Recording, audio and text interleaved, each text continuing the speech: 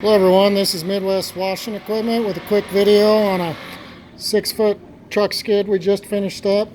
This has 200 gallons of water capacity, 55 gallons of bleach.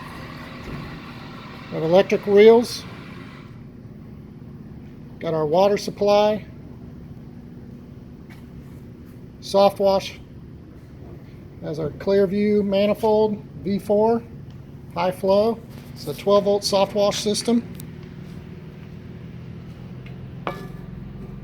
New dual control Remco pumps, manual flush valve, high pressure hose reel, conveniently located on the back at the top of the tailgate. Got plenty of space down below for storage of chemicals, 5-gallon buckets, other tools, drain valve for access to fresh water, 2 20-gallon soap tanks, 55-gallon bleach tank, 8-gallon a minute belt drive, high flow systems pressure washer, Honda GX 690, OEM Honda muffler on all of our units, 11-gallon remote fuel tank, aluminum.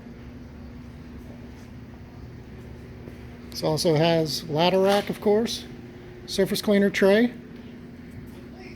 We still have room for 2 ladders up top next to the surface cleaner. This is a 72-inch truck skid.